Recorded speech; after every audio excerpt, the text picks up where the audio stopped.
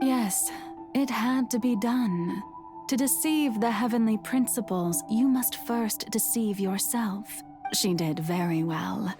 If she had let her resolve falter even once in these 5 centuries, Fontaine would have been doomed to the most tragic fate. It seems that trusting humanity was the right decision after all.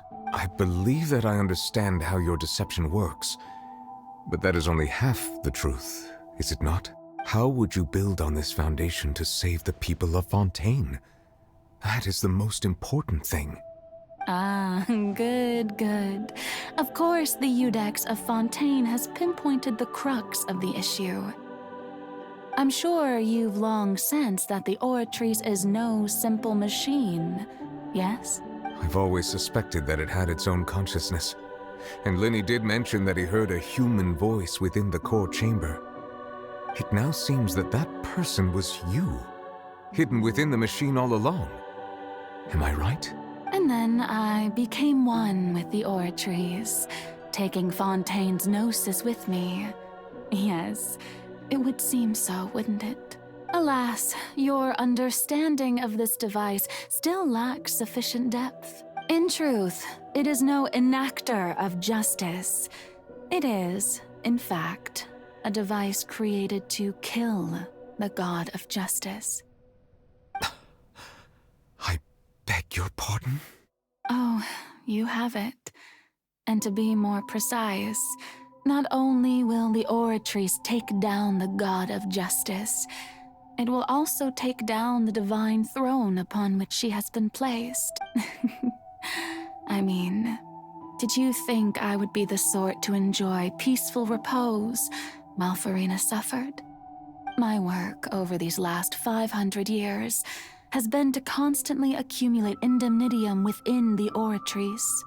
But really, some have already discovered that only a small fraction of the energy generated by the device was ever used to provide power to Fontaine. The vast majority had to be, accumulated to enact this death sentence. It was all a part of your plan then?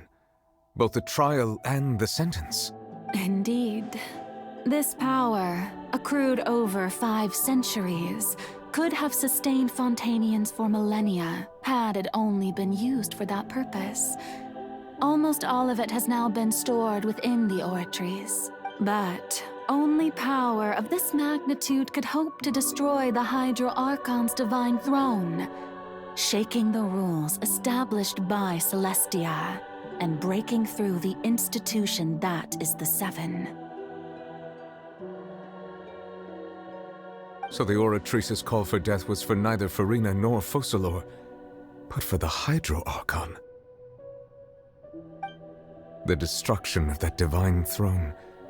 If I do not misunderstand your intent, you must be... Returning what's rightfully yours to you, of course. In other words, this was all done to return the authority of the Hydro Archon to the Hydro Dragon of this planet. But...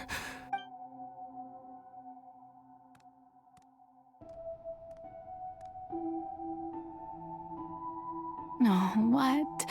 Getting sad again, are we? The authority of the ancient dragons shall soon be yours once more, O Hydro Dragon Sovereign. And this is the face you make.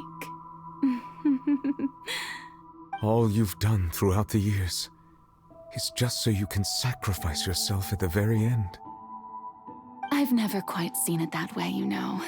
Even now, I'm quite pleased at how well my deception worked.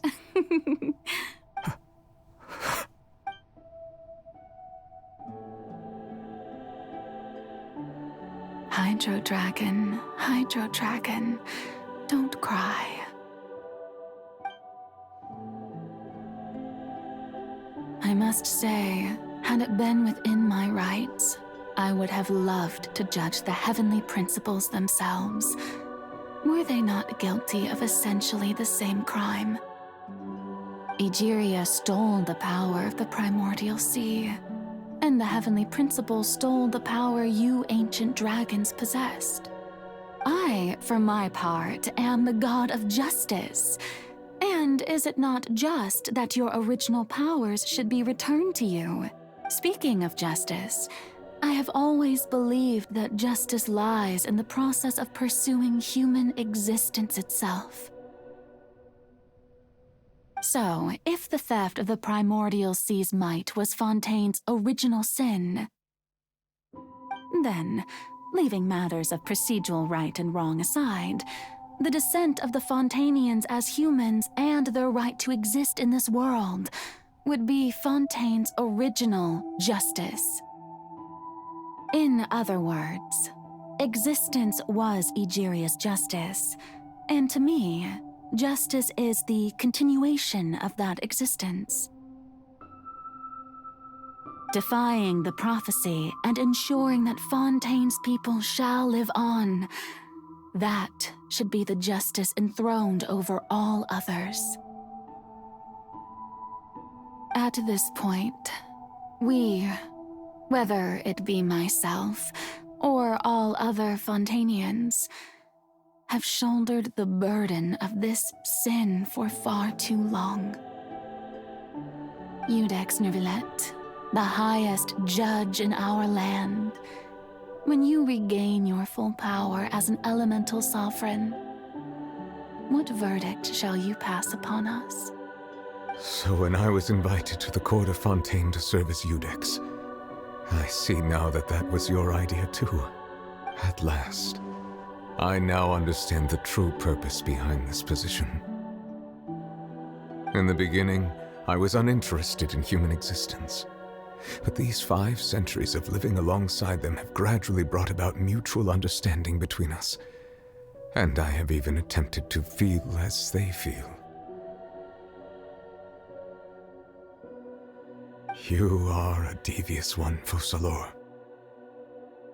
Things being as they are, surely you know that I could never declare them to be guilty.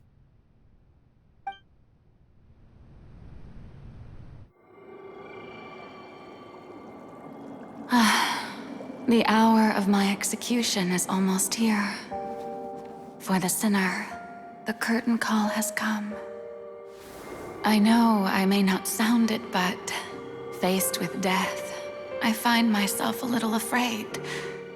Perhaps this is one thing both gods and humans have in common.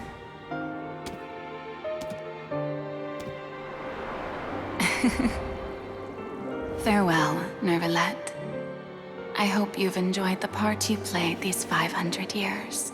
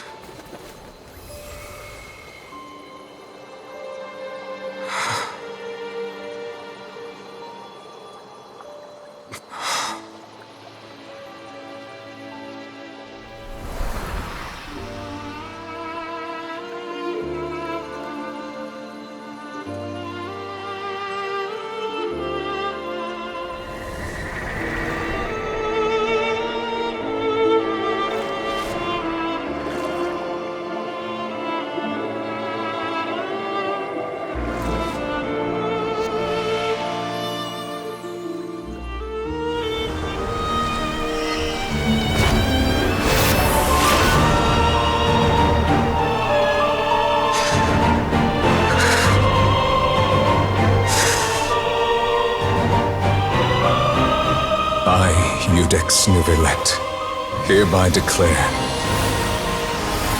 People of Fontaine, your sins are forgiven.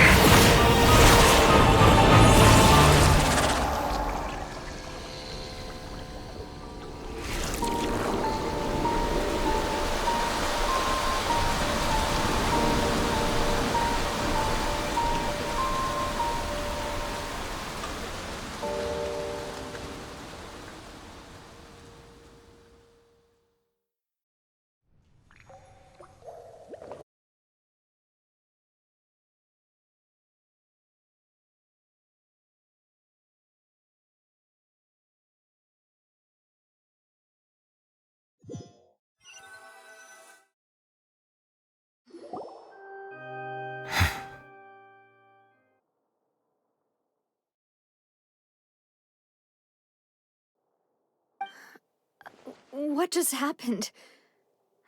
Has the death sentence been carried out? Was that bright light some sort of misdirection? I have a feeling that something huge just happened. But since we're all still alive and haven't been dissolved, I assume whatever happened was good for us. It's time to end this. We must mete out punishment to that beast. Didn't you say just a moment ago that it can't be defeated? I have gained the strength sufficient to deal with it. Through certain means, I now have the ability to separate the power of the Primordial Sea from that creature. We should seize the opportunity to pursue our quarry. Traveler, now that the oratories can no longer function, I require an executor to help me mete out justice. The root of the calamities befalling Fontaine, the beast that enacts the prophecy. Its name is the All-Devouring Narwhal. Come with me, traveler. The hour of execution has come.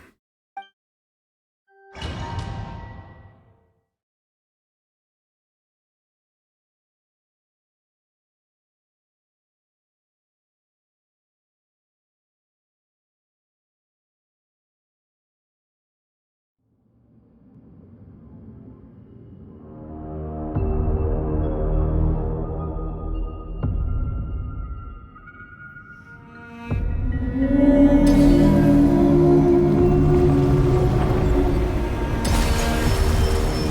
going to execute it? But how are we going to do that? It's huge! I have already done my best to separate the power of the Primordial Sea from the way. Considering the size of the beast, I cannot reach the power source. Unless I can find a way to attack it from within. I shall share a part of the ancient dragon's power with you. We shall look for an opening together. This way! Hey! I can feel its sorrow turning into hostility. I see everything! Bow your head.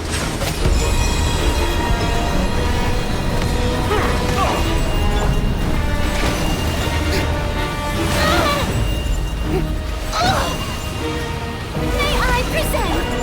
Stand with me! Committed to memory! The all-devouring narwhal cannot resist its instinct to devour. Continue to trigger its hostility. Chance will present itself.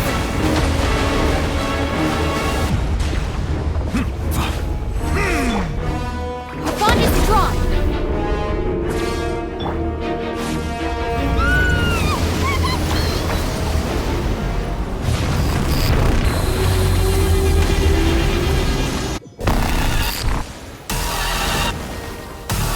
Why is there a hole looking creepy over there?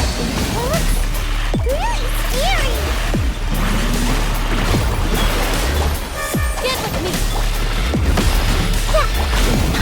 Silence! The tides beckon. I have granted you my protection. Do not fear. Seize the moment and use my power to suppress its root from within. Bond is strong! Oh, this! Grow, grow, grow! Make yourself a room!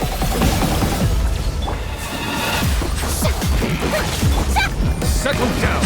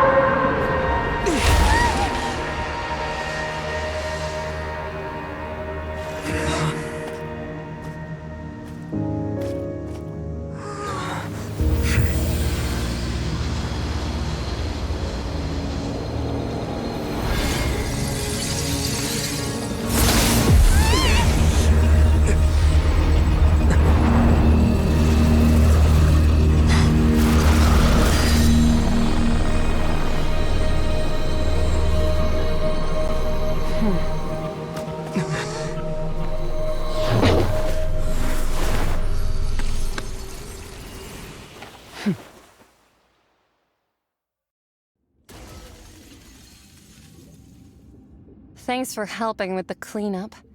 It should have been my job, but... oh well. It was just supposed to be a short private training session for me. I didn't think that my disciple and my master's pet would start brawling in the meantime. Well, actually, I had a feeling that it would happen at some point, but they bumped into one another earlier than I thought. What a blunder. I suppose I'll have to swing my sword 3 million times as penance. That power. Who are you exactly? Paimon has an idea. From what she said earlier, she must be Child's master. Skirk, right? It's just that he gave us the impression that she was the less talkative person.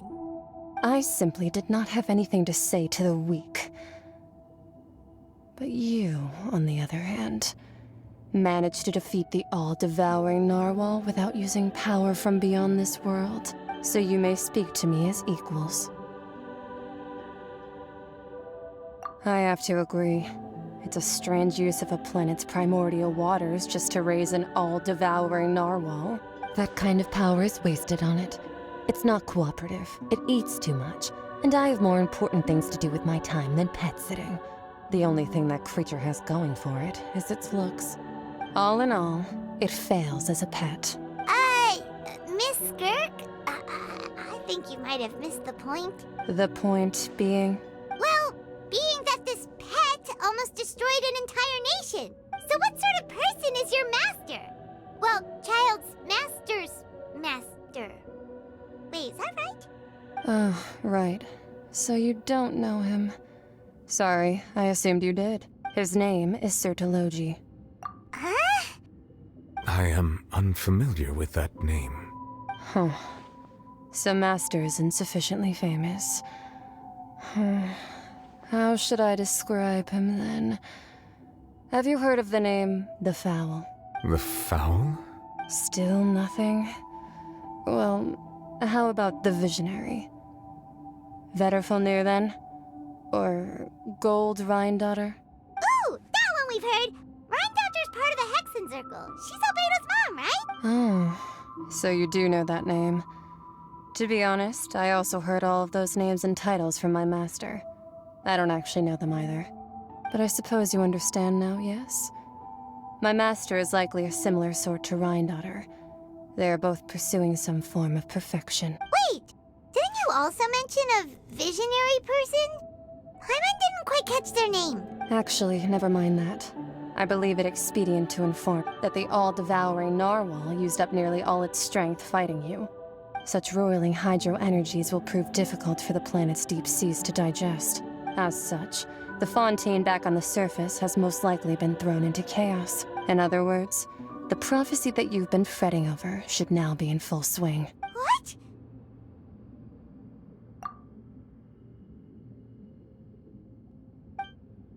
Not to worry. Focalor has already managed to deceive the heavenly principles. In the end, the people will all be dissolved into the waters, and only Farina will remain, weeping on her throne.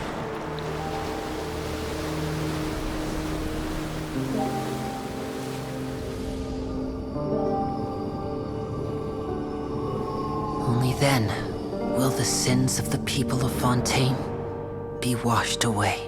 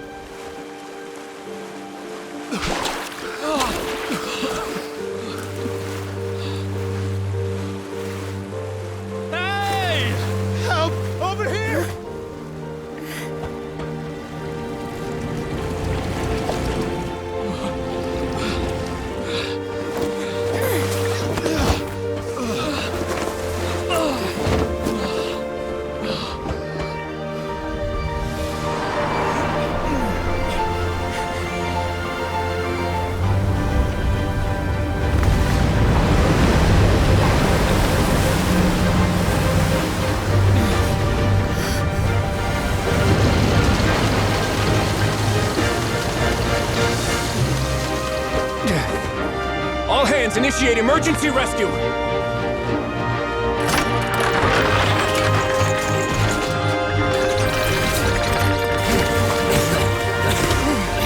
Hurry!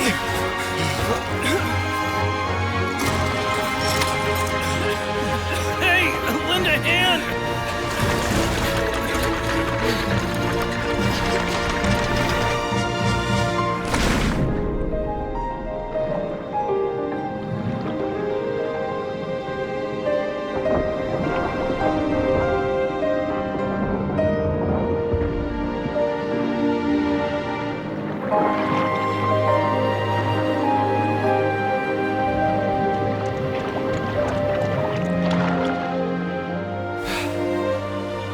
Look!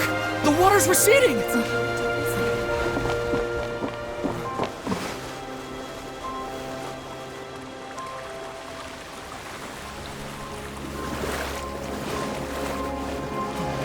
It's a miracle! The water's receding. We didn't dissolve.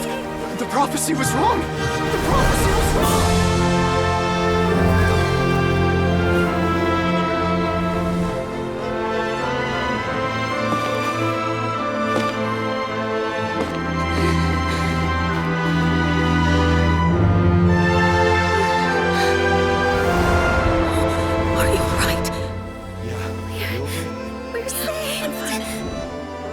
The prophecy was wrong.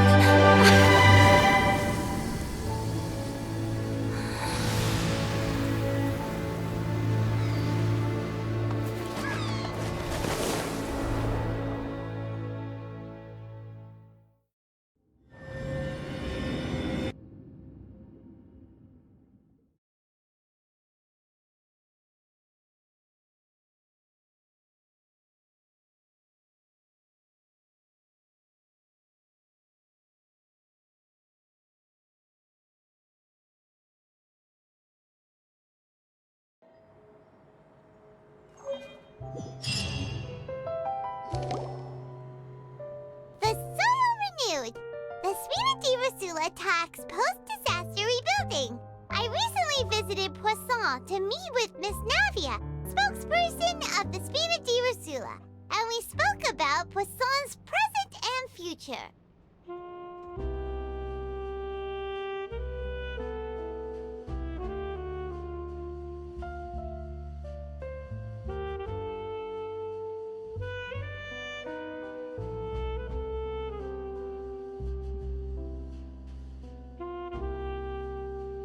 Old soil can still give birth to new bloom, Miss Navia stated.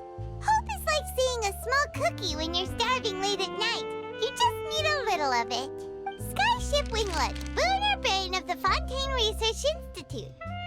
The various disputes that have arisen on account of Mr. Edwin have suddenly become a shield over the Institute, with Jurier turning out to be a once-overlooked hidden gem. People always call the first researcher mad, but few know what to call the second. And should that latter person achieve a miracle, they would find it all the harder to find a word with which to classify him and his team. Wow! Paimon barely recognizes the people in the reports. Are those really Jurier and Navia? They sound like real big shots. What do you think? Pretty enthralling, huh? The Steambird's idea was pretty simple.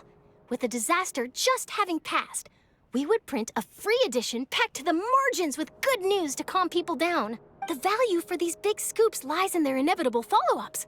We'll publish further reports and go into the stories behind those people. Edwin's assistant, Jurier, created a true flying ship, while Navia is leading people in the reconstruction of their home.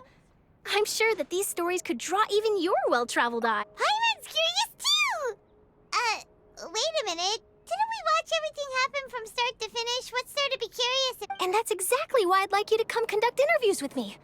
You're the best incubators of news, if you haven't noticed. And also, with you around, I'm sure I'll get to see that Duke. Are you sure? Hasn't he turned you down several times already? Oh, this time will be different. Come on, let's head to Poisson first, and then make a trip to the fortress. There are some things you'll only know when you get there.